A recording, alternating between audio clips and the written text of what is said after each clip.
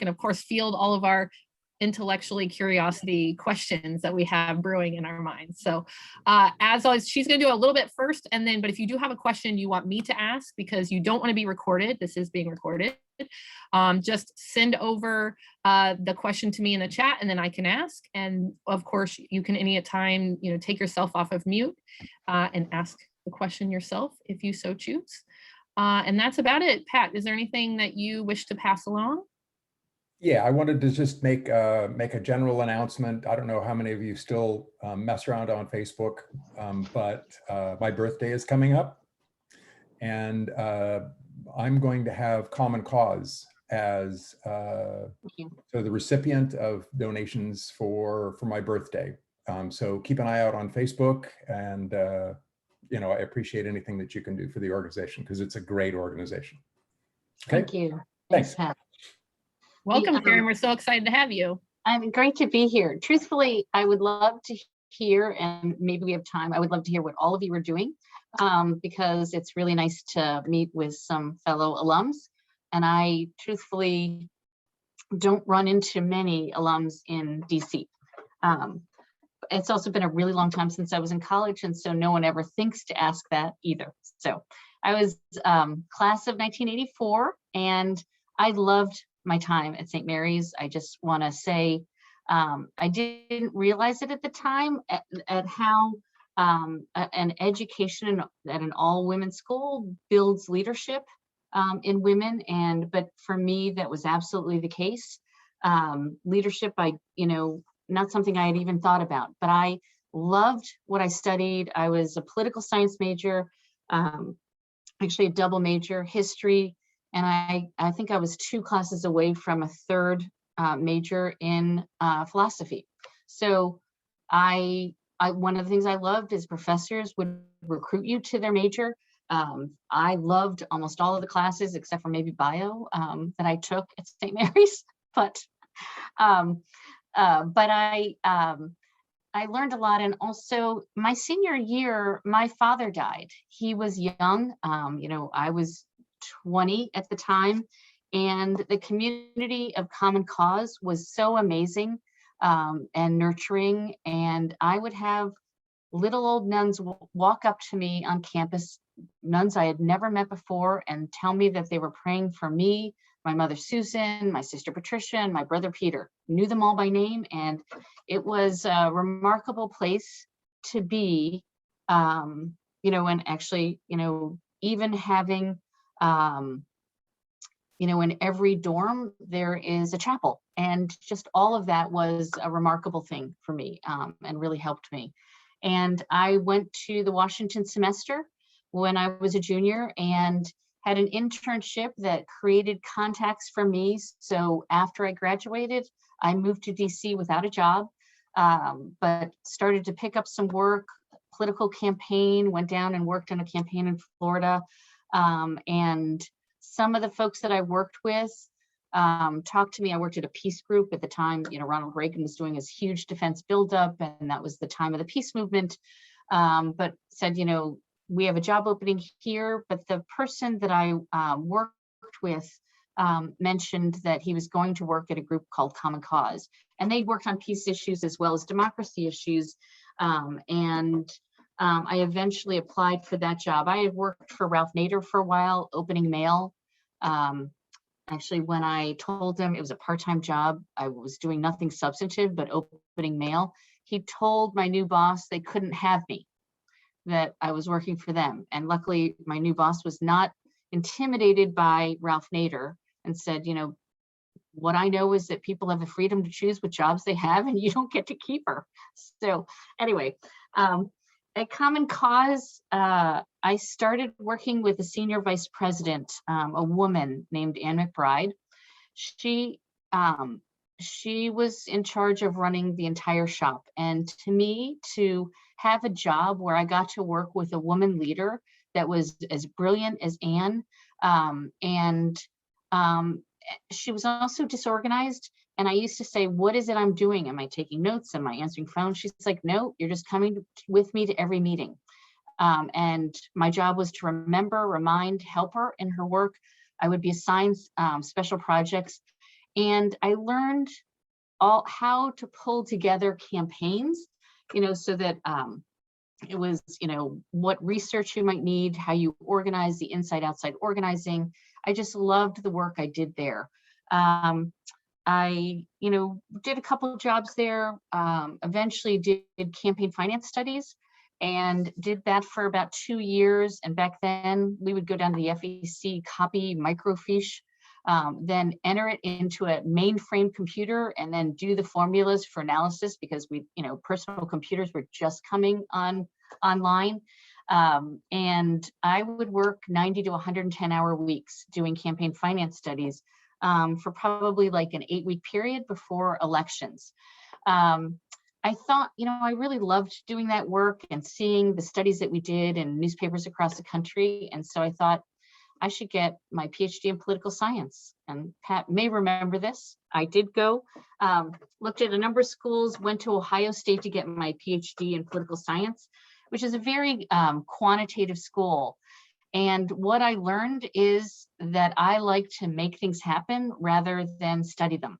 So I left there, after a quarter, and actually, don't see myself as a quitter, but I left and went back to DC and worked for a couple of other groups, Public Citizen, where I worked on campaign finance reform. I worked for a healthcare coalition where I was the field director.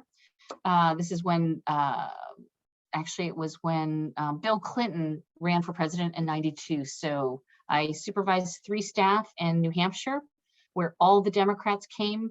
Only Bob Kerrey of Nebraska, a Democratic senator from Nebraska, had a healthcare plan.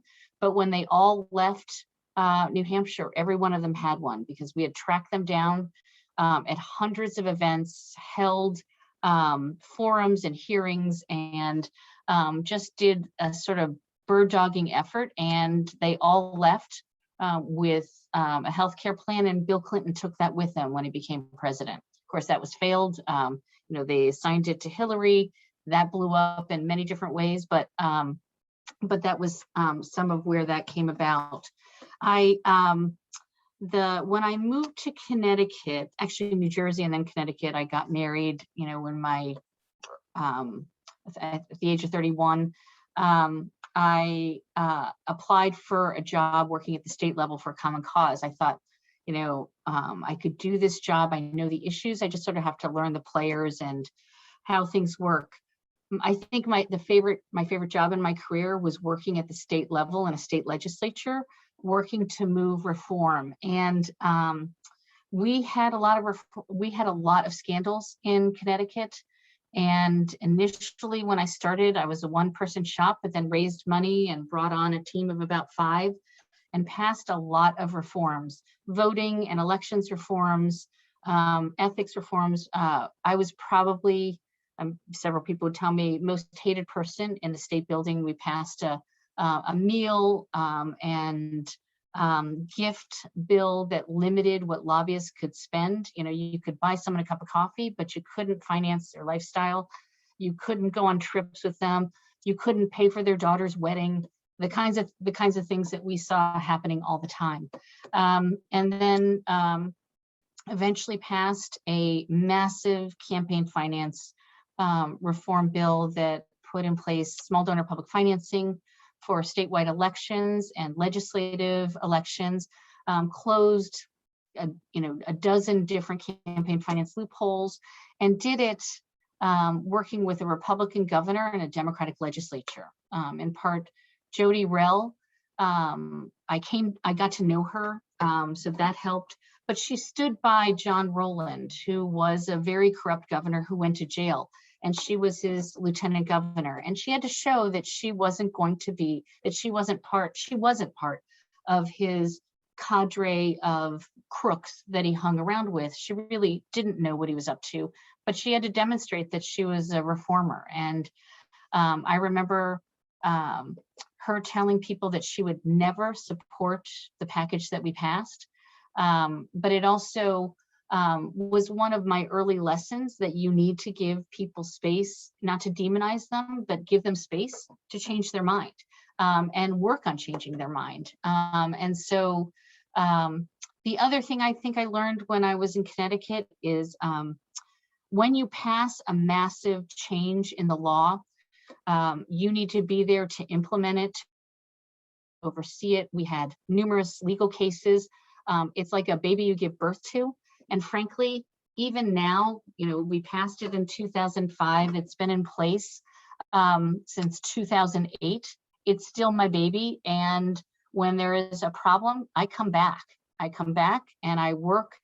And I am pleased to say the coalition that we had that supported it is broader, stronger, and more engaged. And there is a generation of legislators that only know this clean money system, which is to raise small contributions from individuals and then get a grant, and you don't take any extra money. And it changes who can run for office. It changes how they run for office, so they're not in, you know, dark rooms and in bars with lobbyists who give them money and expect something in return. And one of my favorite things was lobbying before and then seeing how it changed. The powerful lobbyists that controlled the agenda of the legislature because they funneled money to leadership didn't have the same grip. They were like me. I used to have to stand outside the men's and women's room during session, block them from going to the bathroom so they would talk to me, because I didn't give money, no campaign contributions, no power. Eventually learned to build our organization's own power through the power of studies, working with reporters, and bringing activists in to push and fight for reform. So it was a great job to have. And I raised 4 boys while I had that job. So it was, you know, my husband is an attorney, and I can remember we used to fight over who had to go pick up the baby who was sick at daycare. And it was like, he's like, I have an affidavit. Well, I'm meeting with the Senate president, so you're gonna have to reschedule yours. But if I was just meeting with a rank and file person, then I would go. And so, or they, you know, bring them up to, when I testified, you know, I would have legislators hold them. If I gave speeches, they're on my back. And it was a really fun way to raise a family. And I have lots of pictures of my kids at rallies and speeches. And all of them are very political today. So my husband is a little more conservative than I am. And he's like, how did you do it? How did you get all of them? It was like osmosis. It was just around them. In 2007, we had a new president, and Bob Edgar, former member of Congress, and he had heard about the wins. He had met me and many other people and offered me a job to be vice president in the national office, you know, go back to DC. And I would be in charge of all of our state organizations. And I, you know, because I had been a national staffer and a state staffer, I knew a lot of people. I said no several times. I didn't want to do it. But, you know, one thing he did that was smart was I really believed in the power of our state organizations and what they can do and the importance of the work they do on elections and other issues at the state level. If I took the job, it would be a VP job, and part of the management team and state issues would be, you know, at the table, at the management team when you're talking about what needs to happen. If I didn't take the job, he was going to bury it somewhere in the organization. So I took the job. And, you know, because I was managing state leaders all over the country, I did it from Connecticut. I would go down to DC once or twice a month. Over time, Bob asked me to become our development director. I said no. Then he promoted me to senior vice president, and he died suddenly in 2013. And I also learned about crisis leadership. I was meeting with him at 9 a.m. in the morning. At 7:30, he had a heart attack while running on his treadmill. And how to ensure that the organization survives. Lots of funders and people on the outside assume that that the president is the leader and that the organization could go under if something like this happens. Funders stop giving because they want to see who the next president is. Your allies are also your frenemies, and part of them want to see you fail because it could mean more resources, more of the share of it. It just was an interesting phenomenon. And within 1 hour of his death, the board said, you know, will you take on this job? And I had 4 kids at home. None of them, you know, my oldest had just gotten into high school, and I just didn't want to take on the enormous work of doing that. And so, you know, I told them I can't answer in 1 hour. I've got a lot of things I have to deal with, but decided that I wasn't going to do it. Although I became acting president for 14 months and ensured that we that the organization was in a better place for whoever was going to come on board. And part of that was when people ask you how you're doing, you tell them that you're doing great and the work is continuing. Actually, we had a meeting with Speaker Pelosi the day after Bob died, and Pelosi's office canceled. She knew Bob because he was in Congress, and they canceled it. And I called back and I said, we've been waiting for this meeting for 3 weeks and we want the meeting. She was like so stunned we came up there. She had us in her office for 4 hours. She had food brought in. She talked to us. She brought in every committee chair we needed to talk to. It was like, because she could, and she still tells the story like, I cannot believe they came and took the meeting. And part of it was how you convince the staff we're not going to go under. We're going to, you know, we're going to continue through this. I will say I was looking around for other leaders who could give me advice or who could help. And one of the things I found is not many people in my sphere knew much about it. It was talking to folks that were working on LGBTQ issues where leaders had died of AIDS or other things, where I found some help and support. But it's one of the things I've often thought about when I have other allies that have these kind of crises, to step in, offer advice, help them, because our world often doesn't do that enough. We brought in somebody I recruited to do the work. I had known him as Secretary of State in Connecticut. He came, only stayed about 2 years, and the board asked me again if I would step into becoming president. My husband said, you know, they're not going to ask a third time, and you should really, I know you want to do this. And so I did. And I had, you know, so that was in 2016, 3 months before Trump was elected. So I also inherited, I'm going to say, a $4 million deficit that I had to quickly dig ourselves out of. One of the things I give as advice to people is to learn how to fundraise. I personally like to do it. It is fun. It is telling the story of and the importance of what you do. But a lot of women don't do it and don't like to do it. And the truth is, there is a lot of power in being able to raise resources. And I turned that deficit around in probably 3 or 4 months, in part because I had been fundraising all along. And the tires that they had to kick in terms of seeing what a new leader is, most of them knew me and what I do. So it made it a lot easier. I also knew all our weaknesses and how we had to strengthen ourselves, staff we had to bring on board, places where we were weak. When I reached out to donors, one donor was somebody who was our first person to do our direct mail program. And I said to him, he said, what can I do for you? And I didn't ask for money. I said, I need your expertise. I need you to look at our direct mail program. It's been weak for a decade, and how do I strengthen it? And he did a complete assessment, made recommendations. I did those. We have, I think since I came on board, we have probably, I think we had about 50,000 donors, and now we have about 150,000 donors.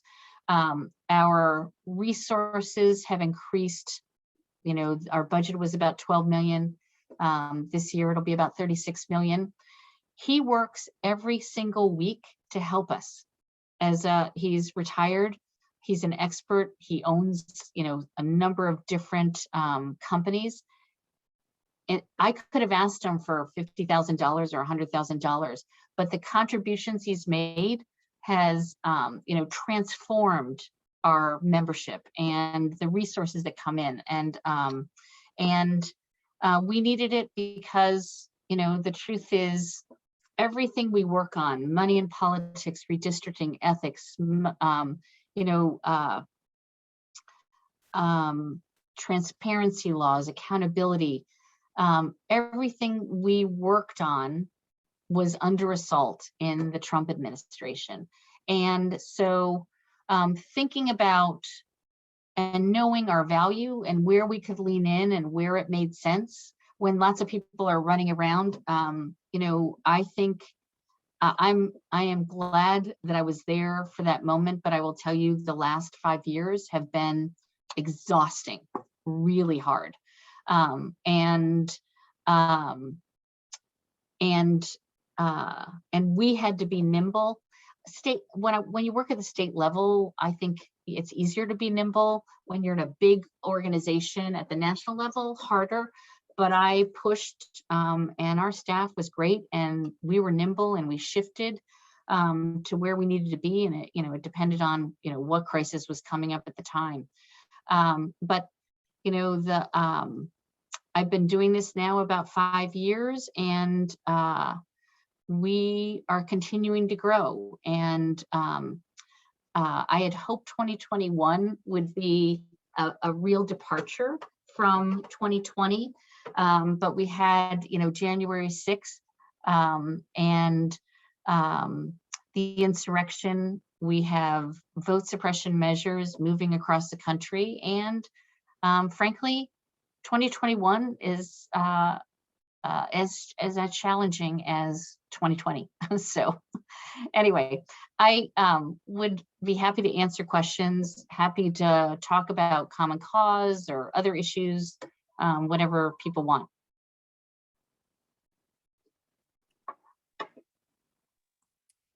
Anybody want to unmute? Or if you would like, you could always send over your question to me. I know there's a couple of people for work reasons, one read that they can't be recorded. So they always send me their questions over chat and I'm able to read them. Certainly. I have a question and I feel like this is getting in too deep. So maybe we might have a softer question and then jump into like policy, but go ahead, Pat. Yeah, let me, you mentioned it's actually one of those things that I would hit in PIGS, the Parties and Interest Group class, about coalitional behavior between interest groups. Is how stable is that group of coalition partners that Common Cause works with? Is there a lot of shifting over time? Is it pretty stable? What does that look like? Yeah. So I will, you know, there are cycles. So when Trump was elected, many people who were in the administration came out and had nowhere to go, so they formed new organizations. So I felt like we'd be at meetings and we're like, oh my God, there's another organization. What do they do? And it's just funny. You know, the one is many of them may have sources of revenue. And it takes a while to sort of figure out which ones are going to make it and which ones aren't. They would come together at meetings and, you know, we'd be talking about our nonpartisan election protection and they'll say, we are working in Alabama, Mississippi, you know, North Carolina, South Carolina, Florida, Georgia, and hiring people to be doing nonpartisan election protection in those states. And at the end of the meeting, they'd say, listen, we're looking to hire staff because we don't have any in North Carolina, Mississippi, Alabama, Georgia. It's like, but so there's lots of new folks coming in, some who we, you know, developed great relationships and they're still around. others that sort of come and go. And I will say, you know, now with the Biden administration, I am seeing, you know, the leadership conference, which has been around for decades, their president, all of but maybe one of their vice presidents have left. You'll see just a lot of people leaving with close to no notice to their organizations, because the administration says, we want you now. And so people leave. And it can be a very disruptive thing for organizations. And then when you combine that with COVID, where people were sort of stuck in places, we are seeing a lot of people moving in and out. And I will confess, for the past probably 3 years, a lot of people have tried to recruit my staff. I have a great staff, really talented people. And so some have left post-COVID. And so I am seeing just a lot of movement right now. But really the cyclical nature of it is you know, tied to administrations, particularly in DC, but also you see those kinds of things happening in states as well, with administrations coming and going. I guess the one other thing I would say is that when you have somebody that is such a threat to democratic norms and values, institutions and laws, people who never thought about these issues have come in, and that's activists, it's donors, and it's new organizations. And truthfully, a lot of it is welcome, because taking on these battles takes a lot of people, and also sort of picking and choosing where you lean in. And so we try to be very intentional about what we're doing. So some legislation we're working on at the federal level, you know, we've done a lot of lobbying, but our focus is really to do the field work, because we have state organizations and activists. And we also do the Stop Cyber Suppression, tackling disinformation that we're seeing in social media, because we did that during the election. And so we had built a core of volunteers that literally monitor in the next doors and small Facebook circles and Twitter and others that report that out. We go after the platforms to take disinformation down. If they don't, then we do rapid response, connecting with voters to let them know both about the, you know, you give them a little piece of the disinformation and then you connect them to trusted sources of information. You don't want to lift up the disinformation, but it is you know, if you tell them what to look for, it helps educate people to know what the danger things, you know, what to look for. And so disinformation and field work are what we're focusing on. And, you know, there will be some coalitions and some organizations that try and do it all, but at the end of the day, funders, lawmakers, they sort of figure that stuff out. And so it can seem messy, but we can't win anything if we're not working with others. And so coalitions, we have dozens of coalitions, you know, at the federal level on different issues, at the state level, and frankly, it's the only way to win. I have a question. I have two questions actually. First, what is it like kind of working for the organization that you work for, and then seeing like the social justice issues that have taken off starting from Vietnam, like up until the insurrection, I mean, just as in Trump as a whole, like kind of seeing that progression and seeing that spark of social movements and then like the actual agency. And then my second question is, when you come home from work, do you feel like you're saving the world, or do you feel like the world is ending? Yeah. Or does it depend on the day? I'm sure it depends on the day. It probably depends on the day. You know, I'll take the second question first. I think it's we live in hard times, and it's easy to despair. Being able to work on these things makes me feel better. You know, sometimes you know things on the inside that other people might not know.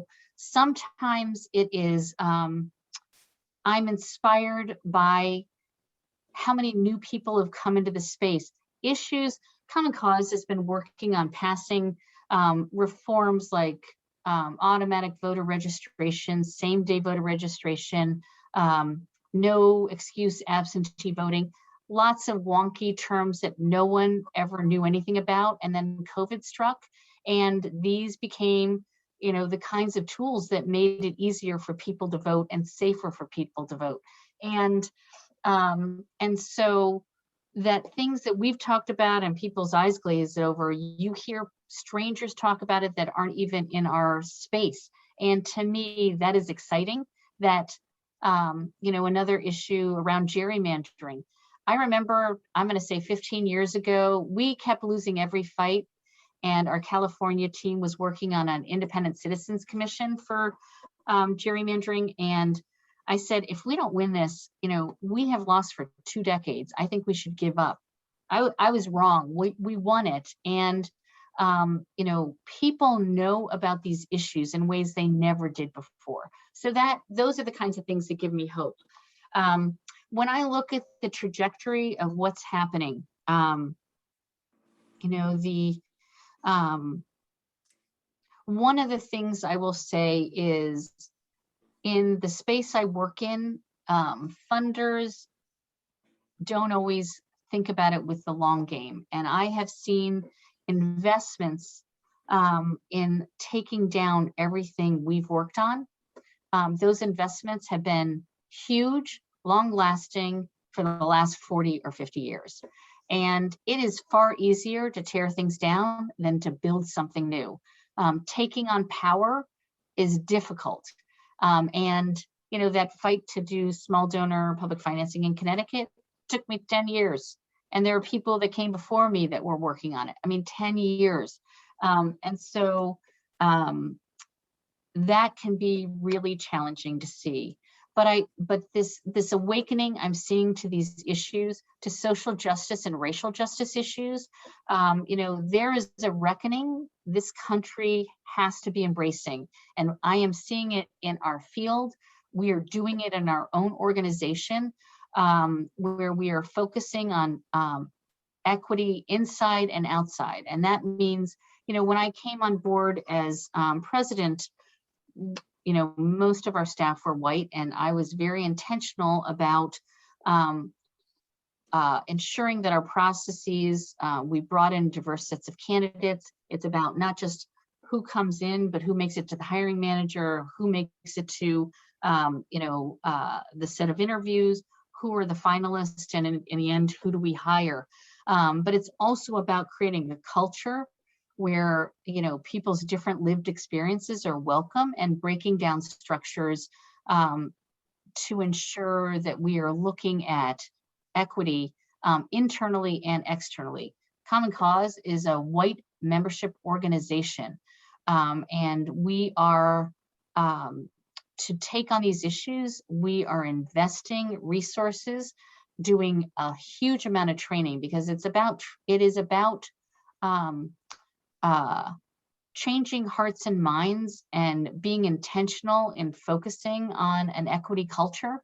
And even the firms that we hire to help us, they are doing this work. You know, we're doing a pay equity study. We have brought in consultants. We are overhauling a lot of our policies. And, you know, this should have been done a really long time ago. And even as you make progress and you, you know, staff and your board and others think it's important, you'll get pushback. It's like, well, this is taking a long time. Yeah, and if we had been working on it 4 decades ago, we wouldn't have to work this hard. And I'm seeing it, you know, all over our space. In Black-led and Brown-led organizations, there is a lot of work to do, and it's important work. And sometimes, as hard as that is, it's also the hopeful piece of what I do. So a lot has led to this. But I do see a change in the issues that are debated in state capitals around reparations, around looking, and I think, I'm trying to think, I think it was in Oregon, they passed a law that is going to look for the race equity impact on any law so that it becomes part and parcel of what they're looking at. Putting some of these structures in place, being intentional, it makes a difference. And as an organization that is nonpartisan, and most of my life I have worked with Republicans to pass these voting laws, to pass campaign finance laws, ethics laws, and others. We have in some state legislatures, in Congress, some people who are willing to throw away democracy. And I saw them, many of them, unwilling to certify a fair and legal election. And so the moment we are in is a very dangerous one for our democracy. And I see some people saying we just have to forget and we need unity. No, actually, I think we need accountability, and we need to fight harder. So it is, I worry about our democracy. And it's why I'm going to fight like hell.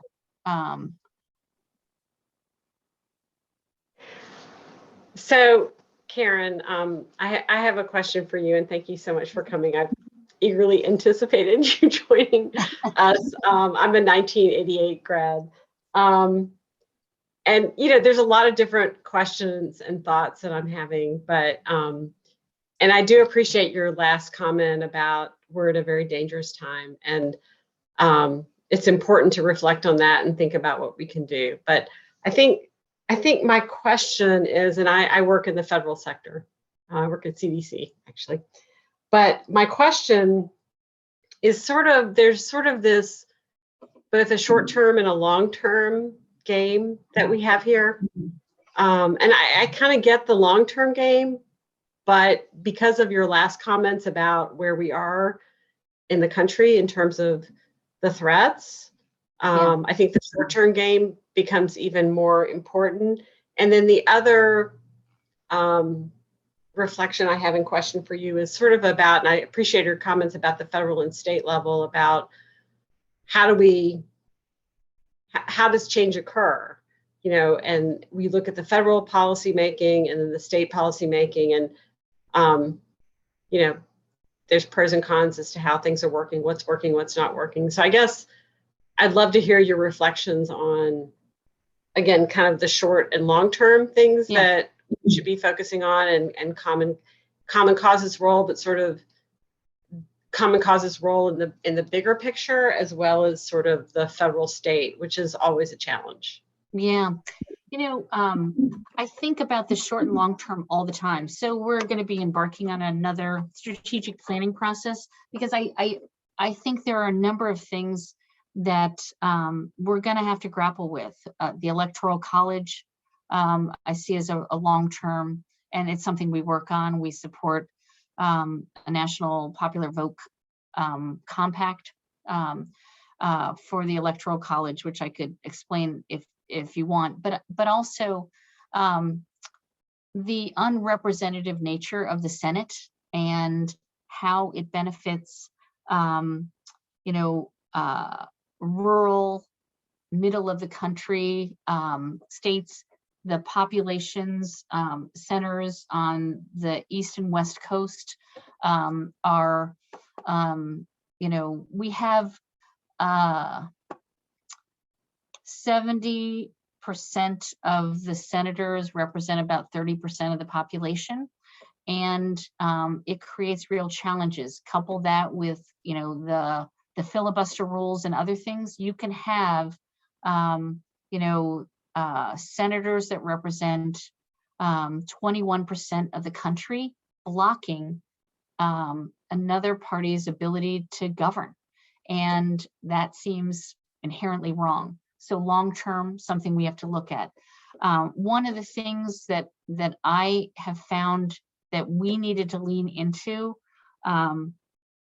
is a fair election process and also representation around gerrymandering, in part because you have peoples who do not have true representation because they are put in these ultra safe districts. And the challenge is that actually there's a Republican in Congress that has worked with us on some amicus briefs.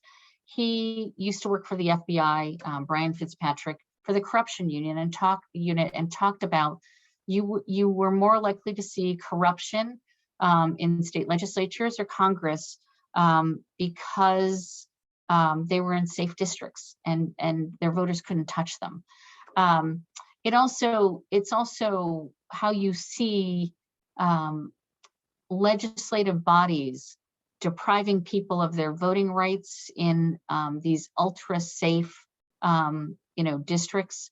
You see the bathroom ban in North Carolina that targeted transgender folks in Wisconsin.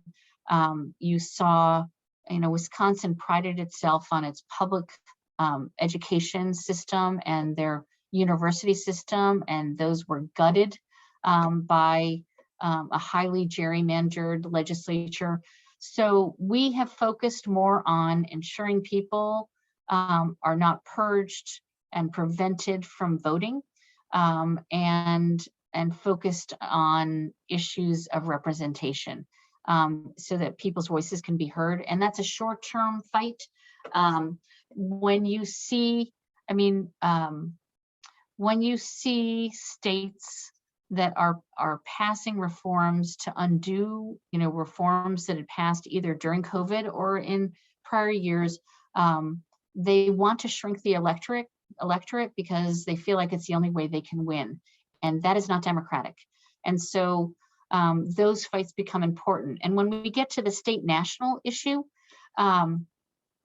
right now we're doing a lot of work on some legislation, the For the People Act, that will, and the John Lewis Voting Rights Advancement Act. But the For the People Act is filled with the kinds of reforms that we've battle tested and moved and passed at the state level. And much of the vote suppression measures that we've seen pass in Georgia, Arizona, and other states, the measures in the For the People Act will correct those problems. It also bans purges and deals with a lot of the issues that come up there. Also will put in place ultimately standards for redistricting maps, as well as citizens commissions in not this round, but in the next round in 2030. And so, and I believe we're going to pass it. Now, lots of reporters are like, it's dead, it's, but I believe that the vote suppression measures that people are seeing at the state level is driving the importance of why they need to pass this. And so Karen, yeah. You're thinking they're going to pass it in the Congress? Yes, I do. So why do you think that? I mean, that's encouraging, but what's? So I'm part of a working group that meets with leaders every single week. This is like almost all we're doing right now. And, it's going to mean in the Senate that we are going to have to do rules reform. They are going to have to agree to deal. I don't think they'll abolish the filibuster. Manchin and Sinema have said they don't want to. But I think a talking filibuster, you shift the burden. They have to hold the floor. And when they can't hold the floor, then you allow the vote to go forward. I believe it's going to pass.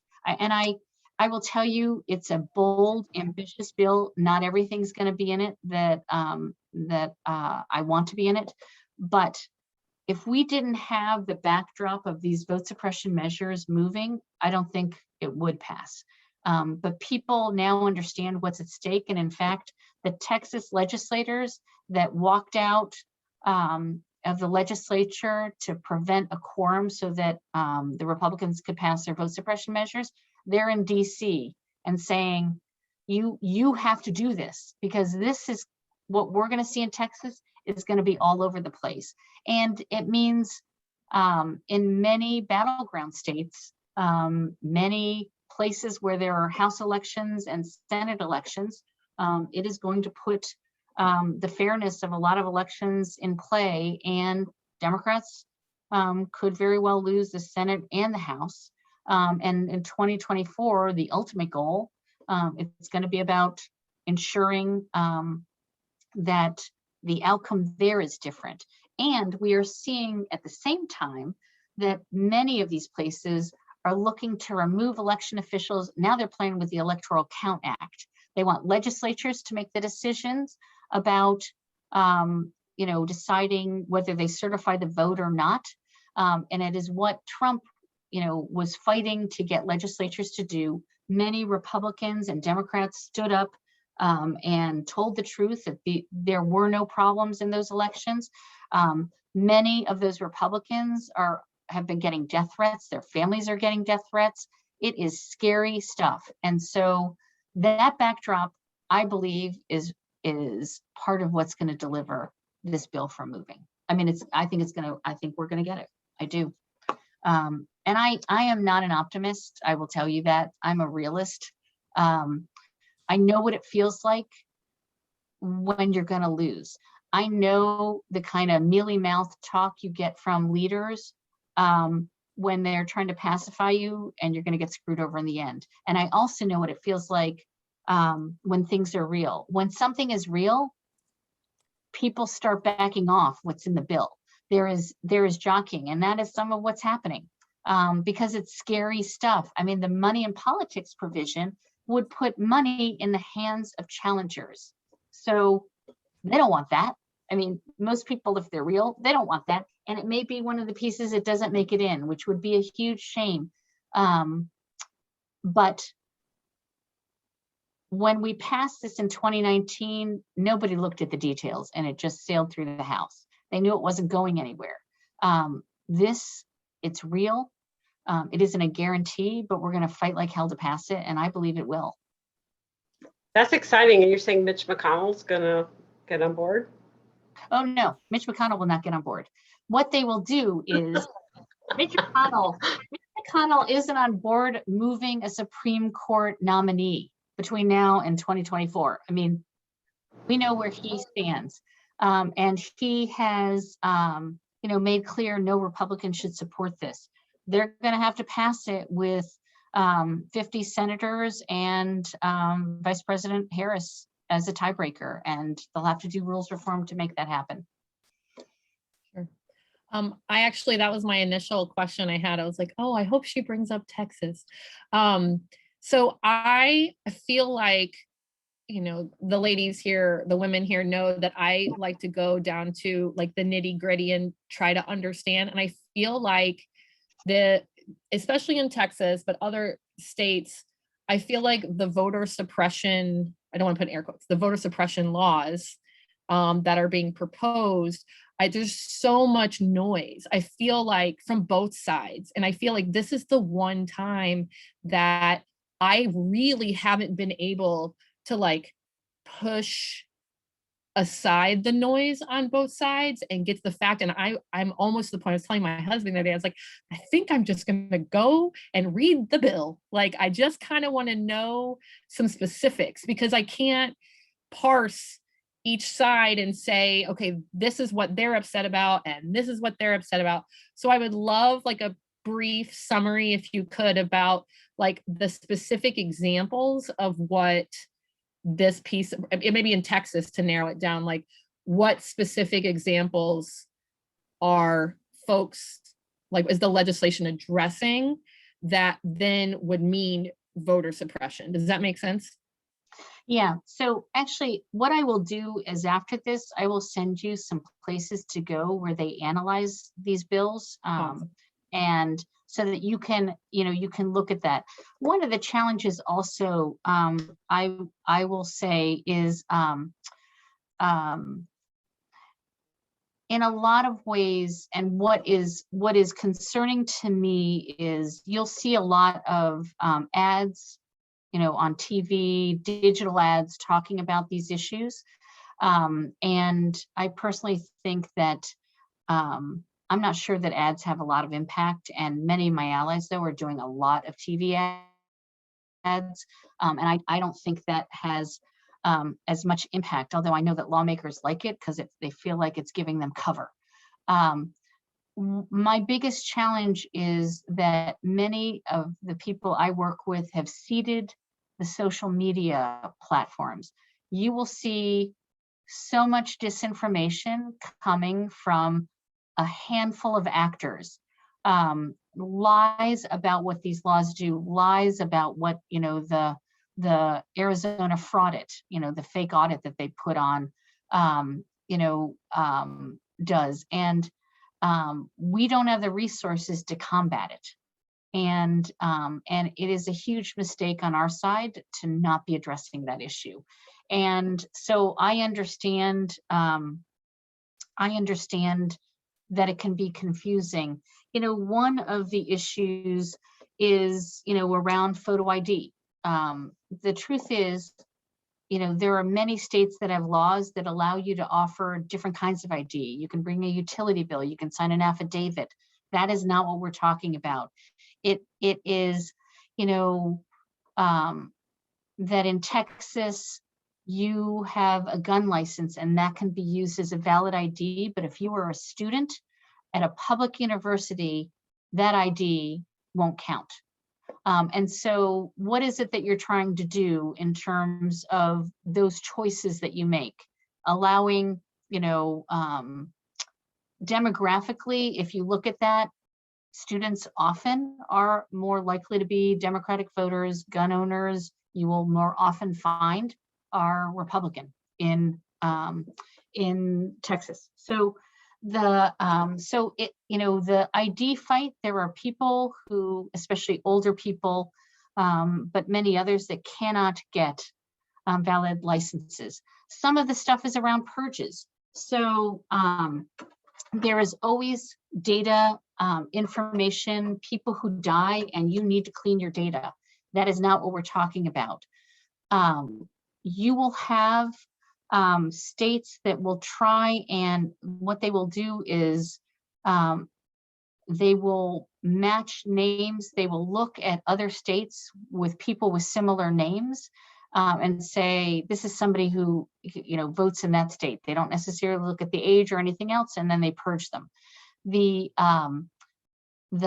there is, and you will see that it is more often people with names, from Latinx communities and others, because they seem the same. You will see signature matching criteria, exact match, where untrained people take a look at signatures. You could have an injury and sign your name differently. You could have signed, your license many years ago and your signature has changed. Those things get rejected. There isn't proper training around them. There are dozens of different kinds of things. What we're seeing is there were choices that the parties made about how people vote. Part of that is, was also tied into how people viewed COVID. Many thought it was fake news. They didn't believe Fauci. They didn't believe that this was a real problem. They thought it was invented by others. This is some of the stuff that Trump kind of, he acted like he wasn't that sick, and we now know he was very sick. And frankly, he also got vaccinated, but didn't tell anybody. And so Democrats wanted to vote using absentee ballot, and that was a strategy that Democrats used to get people to vote. Republicans, who often use absentee ballots, encourage people to go to the polls. And so what we saw on election day was, and some states refused to count those ballots until the election was over. Pennsylvania is a good example of that. And so what will appear like the early returns before you counted massive amounts of absentee ballots is all of a sudden, Republicans, we won. And then then they started counting those thousands and thousands of ballots, and the vote would shift. And so it made it easy to create a narrative that that's a bunch of fake votes that came from China. That's why they're dusting and the ballots in Arizona for certain kinds of fibers or whatever else. And so the target became that voting by mail, absentee voting, was a way that fraud was perpetrated. And so they're going after those measures. They're criminalizing, they wanted to criminalize at least one bill in Georgia, bringing water to people. One of the things we look at not just the stuff that you have to do to prepare ahead of time and what happens on election day, but also machines need to have paper ballots. One, if there's any problems, so that you can verify how people voted, not knowing individually, but you can verify those votes and the counts. In places like Georgia, we would see broken machines go to Black communities, and next door, white communities would have machines that all work. So machines are breaking down. People have long lines, and they were in lines for 11 hours in Georgia in some communities. And so those are the kinds of things, that we look at. There are, a dozen other things I haven't gone through, but I will share links with you with trusted resources of people that do this work. The other thing I'll say, over the course of our work, we work with election officials, Republicans, independents, and Democrats. And for the most part, election officials want elections to work well. That doesn't mean sometimes there aren't mistakes, machines break down, electronic poll books, they don't have backup, and so it slows things down, or volunteers are not trained properly. We try and solve those problems, and not in a gotcha way, but they want elections to work. And I really worry about the future, because so many of those Republicans and Democratic officials that worked at the polls have been targeted, doxxed online, and have received death threats. And I can guarantee you there will be groups that are trying to get their folks into polling places, and not necessarily to make elections run well. So that's a challenge. Awesome, thank you. So I have a question, and I live in Georgia. I'm in Atlanta. So can you talk a little bit about what your state affiliates do? And then my other question is, how do you work with other organizations, like, for example, Stacey Abrams' Fair Fight organization? Yeah, so we did nonpartisan voter election protection work. We did not work with Fair Fight on that, because they have they endorse candidates, and they just do things different than we do. So when we are contacting voters about a change in, a ruling comes down in your absentee ballot, the deadline for getting it in is changed, we contact Republican, Democratic, and independent voters. So we just do our work differently. Our view is ensuring that everybody can vote is best for democracy. So, and we have allies. So we are working with Stacey Abrams' group on the For the People Act, and they're great. And they have a massive operation, and she is a social media influencer. And when she speaks, it has impact. So it's great. We just have to pick our lanes for different work. So on election protection, no coordination. They do their thing, we do ours. And we just work with different groups at that time. But when it's advocating to move legislation, actually it's new that they're sort of engaging at the federal level on that. We are working closely with them on the For the People Act. So we work with a number of coalition allies, and the work we do is both around disinformation. We filed a lot of lawsuits around voting machines, and there were some scandals a couple years ago where voting machines were left online and put in a closet. And one of the things, this is back in 2016 and 2018, there was real and valid fears. The Russians were trying to manipulate voters and had breached some databases, some voter databases. And so it's easy enough to also hack into machines. And so we spend time training election officials around that. And also, you know, one of the things we worked on was risk limiting audits, which Georgia did use. You don't have to go to risk limiting audits. It's a way to save resources, but it's a very good way to assess if there's been problems. You can ask for an audit and risk limiting audit that counts every ballot, but it's not really necessary. But Georgia did that. And so that's another example of something we work on. We spend our time recruiting and training and placing poll monitors that are outside of polling places that advise people of their rights when they're standing in line, you know, and it's getting the end of voting hours, encouraging them to stay in line. If there are problems, it's trying to solve those with election officials. Sometimes it's contacting attorneys where we will sue to ensure that polls are open later if there was some breakdown and people waited in line 4 hours and none of the lines moved, or, you know, those kinds of things. So we years, you know, a couple of years ago, we had done a lot of work around engaging people in redistricting and traveling around to election boards. In part, it is how we learned people were being purged, because there was no central place that data was collected. You had to go to all of those meetings of election boards around the state. So that is information we would share and then use for litigation we brought later. I have a question if I can jump in. Thank you, Karen, for joining us. I don't even know where to start. I've got so many questions, but like Anne, I too am in Georgia.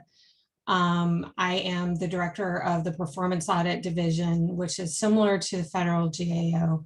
So I share in some ways a passion for government accountability. And so I very much appreciate the work that you're doing. This may be too work related and tactical, but I'm just so fascinated. I feel like you're drinking from a fire hose with everything that's happening nationally. And I'm so curious as to how you organize yourselves state by state and then centralize kind of your issues at a national level. But and I can't help but think about Georgia. You know, you must have to decide what your return on investment is for various approaches and tactics. And so in Georgia, for example, I would, and maybe I'm wrong, I'd like to know what your thoughts are about this, is how, you know, with the bills that were just passed, do you just abandon lobbying legislators because the chance of overturning the legislation that just passed is futile potentially until there's another election?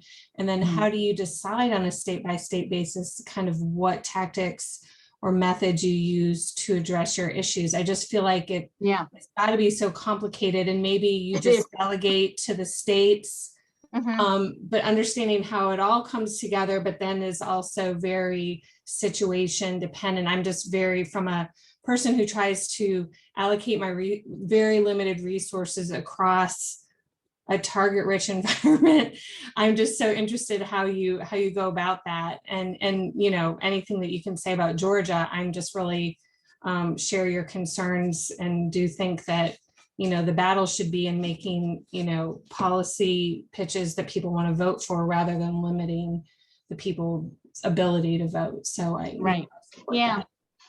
So a couple things, and so I will also say I'm the first state leader that has led Common Cause, and so I think I bring that lens to it. One is that you cannot win a battle, a campaign, say to move legislation or a ballot initiative from DC. That's my view. You have to have a good team that works well with their coalition allies, that understand the issues and are good strategists. And so to me, it's about hiring the best people we can. Also, they have, we're 1C3 and 1C4, so one staff. but they have advisory boards who are not governing bodies, but made up of attorneys and coalition allies, activists, donors, and others. Each state is going to need to take a look at the political context they are operating in to see what are some of the most egregious challenges. So we don't dictate, you must work on this, but I will say that in this moment, many of us tend to work on the same things. So your question about the package that passed the legislature, there is no possibility of overturning that at this point. We don't give up working in the legislature, and I will say that in part, one of Common Cause's strengths is that we hire people with inside knowledge on how things operate, and are skilled at doing that, and continue to try. I mean, I still meet with Republicans, freshman Republicans, to see if there's places where we could have common ground. When you work on such a broad array of issues, it's pretty hard not to find one piece. It could be, an ethics piece. It could be, foreign contributions. There are things you can find.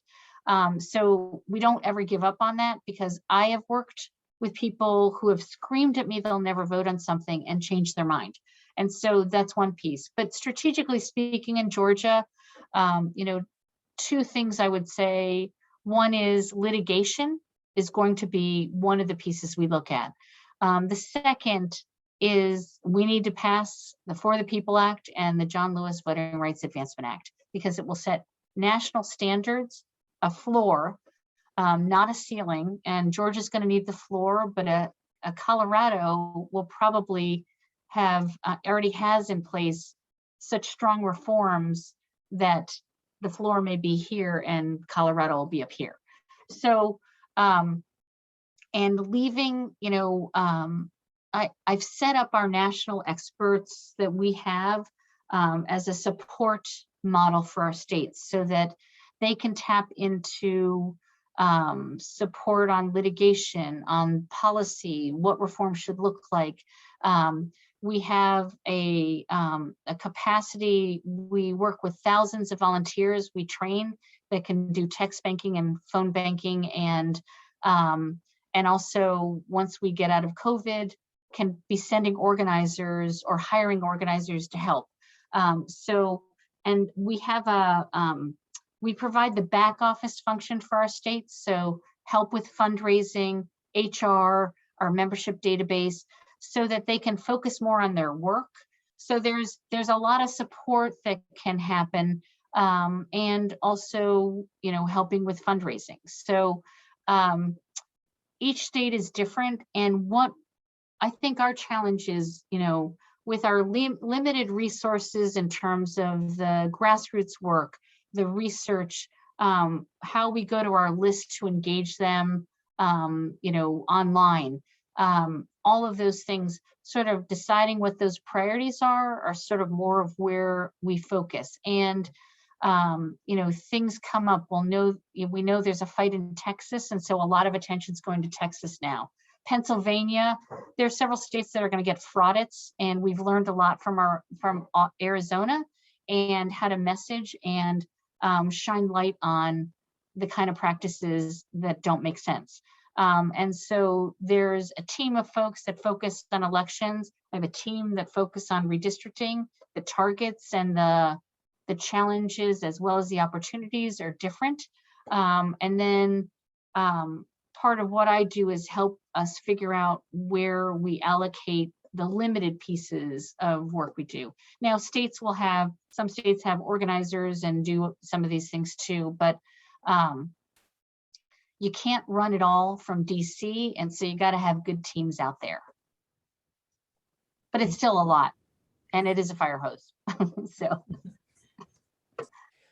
I'd like to go to a little piece of what you were talking about, Karen, and also link this back to an ongoing topic of conversation that we've had in these Zoom sessions. And that has to do with, to be direct, it's sort of Fox News, but social media, sort of more directly social media. and the key role played by misinformation, lies, distortions that get promulgated in that way. What sorts of things is Common Cause doing with respect to the regulation of tech companies? This is something that we've been trying to work with in Congress and exploring a lot of different options, and it's really been difficult to figure out. So we're part of a number of coalitions that are looking at this. I will tell you that, our work to get Twitter, Facebook, and others to take disinformation down is challenging. Even the rules that they put in place, they don't have the staff to police what they say they're policing. They will do things, they have sort of arbitrary rules that that undermine their stated goals. So for example, if Joe Citizen puts out disinformation around the election, and he has 500 Twitter followers, they will take, if we complain about that, they'll take that down. But if, Senator Rand Paul does the same thing and he has millions of followers, they leave it up because he's a politician. So it is, it's absurd. I think that there are lots of things that we're exploring. Some I can't go into right now, but I think this is a critical piece of what we have to be looking at. As we speak, there are hate groups that are fomenting violence in Facebook right now. They are out there. If you dig deep enough, you can find them. So getting these platforms to take it down is a huge challenge. I think one piece is it goes to civics education and other work that we need to do. We need to train people to be savvier consumers of this kind of information, to be checking sources of information, looking at dates, where it's coming from. Those things matter, and and going to trusted sources of information. I think that the biggest challenge is it is profitable for them to do this, and that is people have talked about boycotts and other things. I know other platforms are just being set up as well. But when Trump was banned from Facebook, Twitter, YouTube, and other platforms, disinformation after the election went down by 73%. I mean, there's a real impact. One of the things we are doing is, interestingly, especially around elections, there is a handful, less than 20 individuals who are the machines of disinformation that is being spewed out. And so figuring out how we are doing that research to go after some of those big dogs that put that stuff out there, I think is very important. The other thing is, I will also say that there aren't enough truth tellers. It's easy to spew lies, and there isn't a sort of equal amount of people with that are putting out real and truthful information that have the kind of following that you need. Stacey Abrams happens to be one of the few, and she is, so you'll see her be attacked quite a bit, but there aren't many that are out there that have built that kind of following. So it seems to me that the conundrum that we face, given the way that Americans think about, I'm going to do this on purpose, free speech, right, have made it really difficult to effectively address the problem, because effectively addressing the problem probably means government action, probably means that's right, regulatory policy on the part of the government. And European countries have sort of understood that. right. But the notion that the public sector is going to engage in that kind of regulation of those entities is just a really difficult nut to crack. Yep. And so the most effective way of dealing with it is also the least attractive, the least politically Attractive, attractive for lots of folks. Yep. And I think one of the things that I sort of tossed out to alums was a book, Antisocial, that involved a whole lot of interviews with some of those big dogs. And, you know, if you could just get that information out, just right. what horrible venal individuals these folks were. But it's truth isn't dramatic.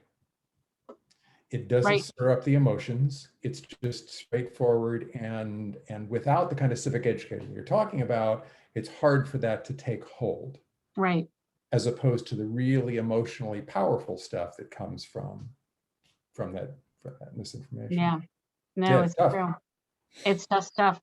And actually, you know, the even tackling it is new in our space. And we had a lot of trouble even raising money to hire the staff and expertise to do it. There were a couple of, you know, donors that we found that invested in it, but most of the mainstream funders don't. It's, you know, we have to catch up.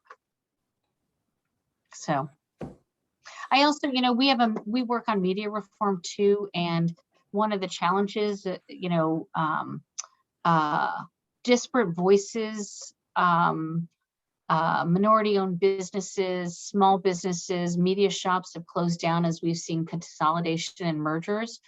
So we have these, you know, mega media companies that are controlling newspaper, TV, and others, especially under Ajit Pai at who was head of the FCC.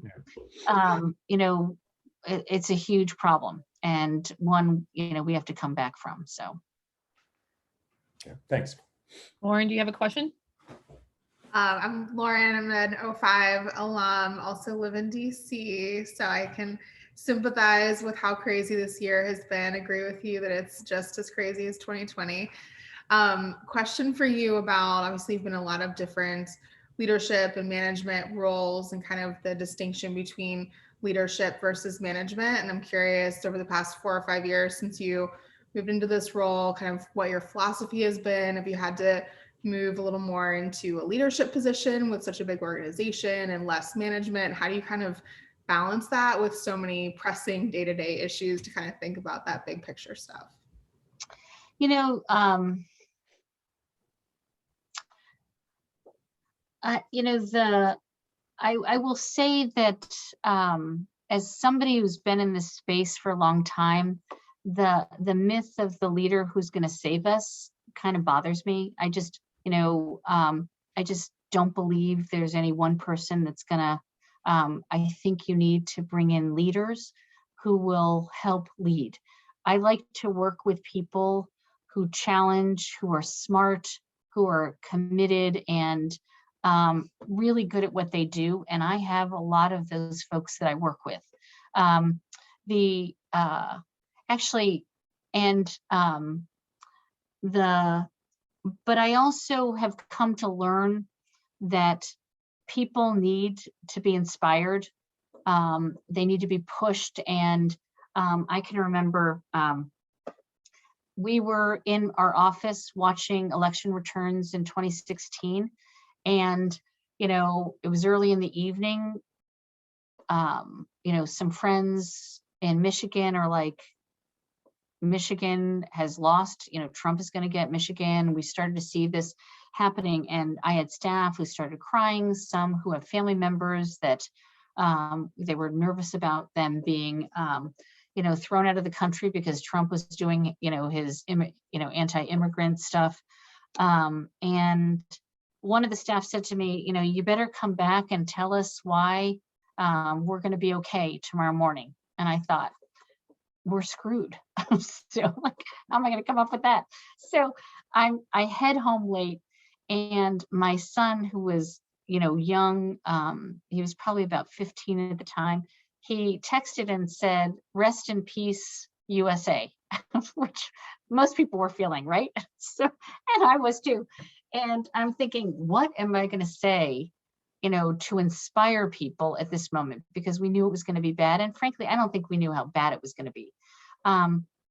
Next day, I'm headed into the office, and my other son, who's 2 years older, sent me a text and said, "Mom, I'm really glad you do what you do." And I thought, so I went back in there and talked about what we were going to do and how we were going to fight back. And, that doesn't mean people weren't still crying, but it, making plans, taking action, is really important. So I've come to understand the importance of the vision and the leadership. I also, when I became president, I also noticed, some people would come in who I've worked with for years, and they start sucking up, and I'm like, "What are you doing? It's me. I don't like that stuff. I don't think I'm a big deal, and please don't do that to me." And so that's like my negative side of the leadership. Some people love that. They've got the ego. They want to be told they're so great or whatever else. If people do it to me, I'm like, "What are you after? Like, stop. I don't need that." And so it is one of the things I struggle with, because the only way we're going to get out of this is that if everybody's stepping up. There is no one savior that's going to save us on any of this. And so I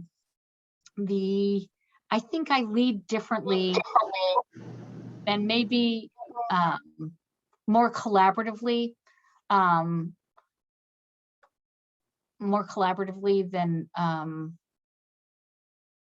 than many men I've worked with. I don't know. The last thing I will say is that when I was moving up in my career, I never talked about my kids because I would be mommy tracked. And so even when I was 9 months pregnant at a state legislature, I didn't even admit I was pregnant. I never said it. I didn't rub my belly. They just were like, "Is she fat? Is she going to have a baby? Who knows?" So I just didn't talk about it. And in part, I can remember one of my bosses, I was having trouble getting off mute, and he said, "Oh, she's probably playing with her 4 kids." And my 4 kids were at daycare because that's where they were.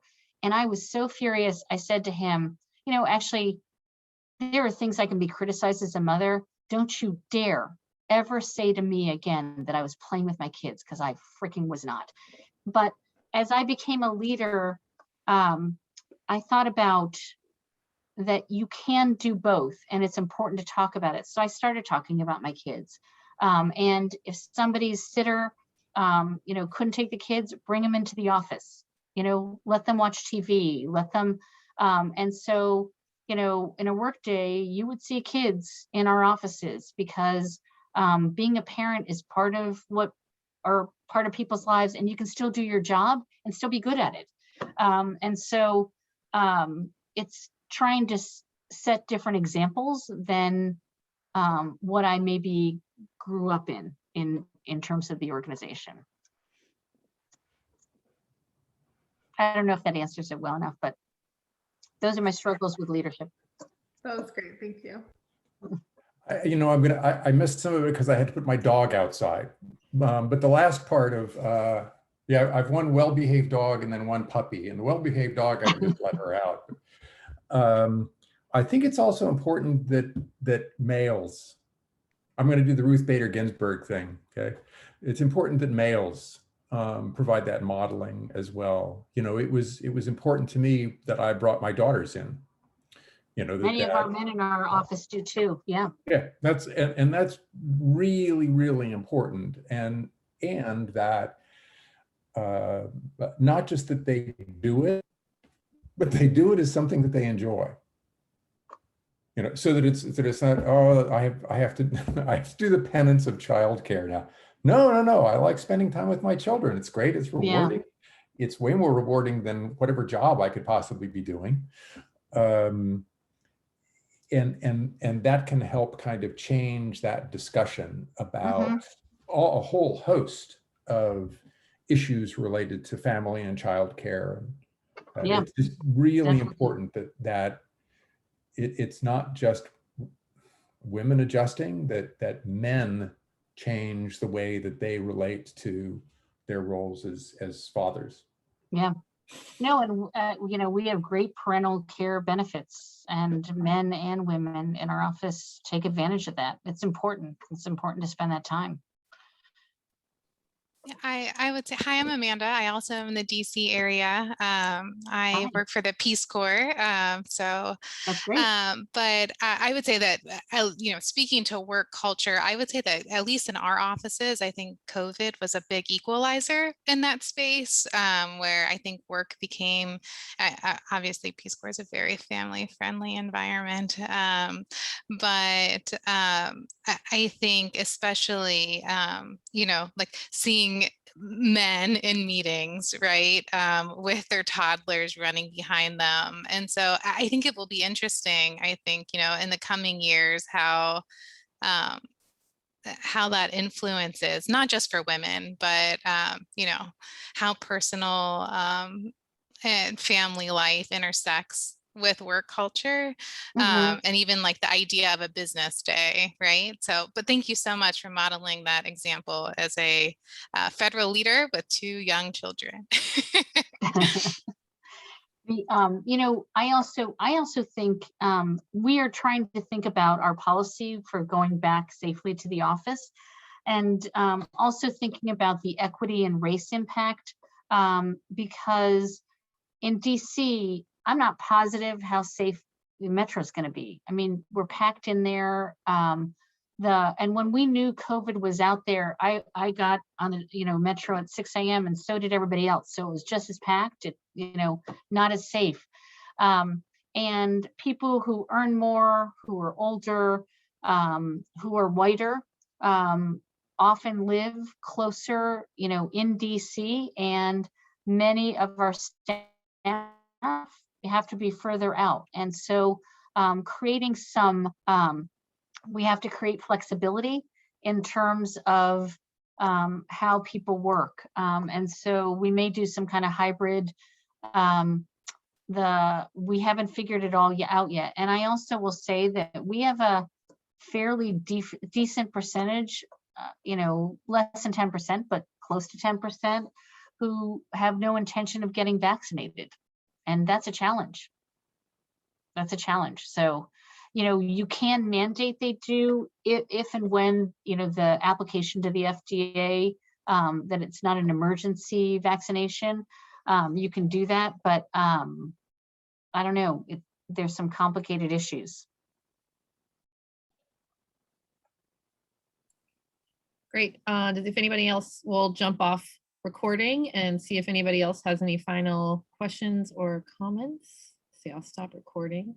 I did put a link, if you, for younger alums, we have, I think, 15 jobs open, but the truth is we're going to be posting more. There's probably going to be 20 or 25 jobs, lots of good jobs in states, at the national office, remote work. I encourage people to go look, and if they're interested, also to send me their email too. Great. And if someone's watching the recording and they want that link, they can reach out to me. I'll have it saved. Okay,